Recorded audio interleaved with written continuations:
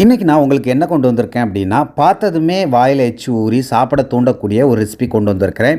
நீங்கள் எந்த மீன் வாங்கினாலும் இந்த பக்குவத்தில் செய்யுங்க, ரொம்ப அட்டகாசமாக இருக்கும். இந்த ரெசிபியை நான் மிகவும் எளிமையான முறையில் எல்லாருக்கும் புரியிற மாதிரி நான் செஞ்சுருக்கிறேன்.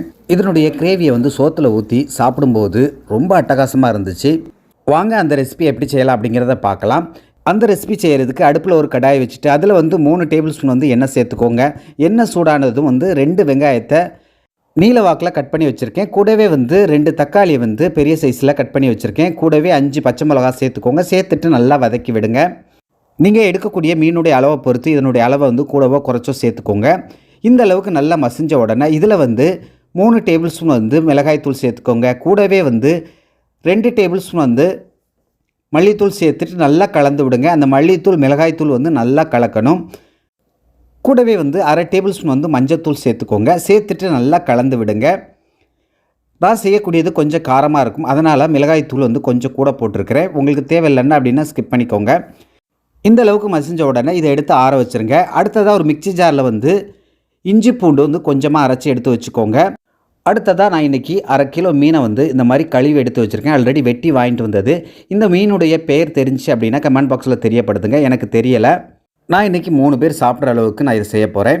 நம்ம எடுத்து வச்ச அந்த ஆற வச்ச அந்த விழுதை வந்து அரைச்சி எடுத்துக்கலாம். ஒரு மிக்சி ஜாருக்கு மாற்றிட்டு அரைச்சி தனியாக எடுத்து வச்சுருங்க.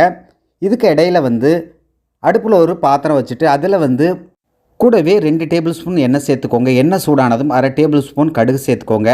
அரை டேபிள் ஸ்பூன் வந்து வெந்தயம் சேர்த்துக்கோங்க. இது ரெண்டும் நல்லா பொரியட்டும். கூடவே வந்து கொஞ்சமாக கருவேப்பிலை சேர்த்துக்கோங்க. கருவேப்பிலை சேர்த்துட்டு நல்லா பொரிய விட்டுட்டு அது கூட நம்ம அரைச்ச விழுதை சேர்த்துக்கோங்க. விழுதை சேர்த்துட்டு அந்த மிக்சி ஜாரையும் நல்லா கழுவிட்டு அதனுடைய தண்ணியையும் இதோட சேர்த்துக்கோங்க. அடுத்ததாக ஒரு கடாயில் வந்து கொஞ்சமாக எண்ணெய் சேர்த்துட்டு இஞ்சி பூண்டு விழுதை வந்து நல்லா வதக்கிட்டு பச்சை வாசனை போன பிறகு அந்த கலவையோடு சேர்த்துக்கோங்க. சேர்த்துட்டு நல்லா கலந்து விடுங்க. கலந்து விட்டுட்டு இது கூட நான் ஒரு எலுமிச்சம்பழ சைஸில் வந்து புளியை ஊற போட்டுட்டு அதனுடைய சாரை வந்து இதோட சேர்த்துக்கிறேன். இந்த இடத்துல உங்களுக்கு தண்ணி தேவைன்னா கூட கொஞ்சம் சேர்த்துக்கோங்க. நல்லா கலந்துட்டு இதுக்கு தேவையான உப்பு சேர்த்துடலாம். 1 டேபிள் ஸ்பூன் வந்து கல் உப்பு சேர்த்துக்கிறேன். நான் எப்போவுமே கல் உப்பு தான் சேர்ப்பேன். சேர்த்துட்டு நல்லா கலந்து விட்டுருங்க. கலந்து விட்டுட்டு ஒரு மூடி போட்டு கரெக்டாக வந்து 5லேருந்து 6 நிமிஷம் வந்து நல்லா மூடி வச்சு இந்த அளவுக்கு கொதி வரணும். இந்த நேரத்தில் நம்ம கழுவி வச்சுருக்க அந்த மீனை வந்து மீன் துண்டுகளை சேர்த்துக்கலாம். நீங்கள் எந்த மீன் வாங்கினாலும் இந்த மாதிரி ஒரு முறை மசாலாலாம் சேர்த்து அரைச்சி விட்டு செஞ்சு பாருங்கள், ரொம்ப அட்டகாசமாக இருக்கும். இப்போ நம்ம எல்லா மீனையும் வந்து சேர்த்த பிறகு லைட்டாக கலந்து விட்டுட்டு இதை வந்து ஒரு மூடி போட்டு கரெக்டாக வந்து 5 நிமிஷத்துக்கு மூடி வச்சுருங்க. அதுக்கு மேலே மூடி வைக்க தேவையில்லை. 5 நிமிஷம் கழித்து ஓப்பன் பண்ணி பாருங்கள். மீனை எடுத்து காட்டுறேன் பாருங்கள். மீன் வந்து நல்ல கலர் மாதிரி நல்லா வெந்திருக்கு. மீனில் வந்து அந்த மசாலாலாம் நல்லா கலந்து சூப்பராக இருக்குது. இன்னொரு துண்டையும் எடுத்து காட்டுறேன் பாருங்கள். அதிகமாக போட்டு கிளறினீங்க அப்படின்னா மீன் உடஞ்சி போயிடும். பாருங்கள், மீனுடைய சதை துண்டுகள் வந்து நல்லா வெந்து கலர் மாறி இருக்குது.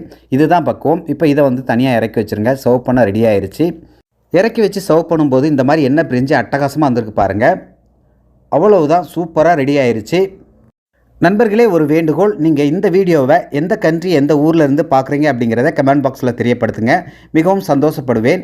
ஓகே நண்பர்களே, இதே மாதிரி பக்குவத்தில் இதே அளவுகளோட நீங்களும் வந்து எந்த மீன் வாங்கினாலும் இந்த மாதிரி மசாலா அரைச்சி செஞ்சு சாப்பிட்டு பார்த்துட்டு டேஸ்ட் எப்படி வந்துச்சுன்னு சொல்லுங்கள். இந்த வீடியோ உங்களுக்கு பிடிச்சிருந்தால் லைக் பண்ணுங்கள். உங்கள் நண்பர்களும் சொந்தங்களும் பார்க்கணும்னா அவர்களுக்கும் ஷேர் பண்ணுங்கள். மறக்காமல் நம்ம சேனலை சப்ஸ்கிரைப் பண்ணாதவங்க சப்ஸ்கிரைப் பண்ணிக்கோங்க.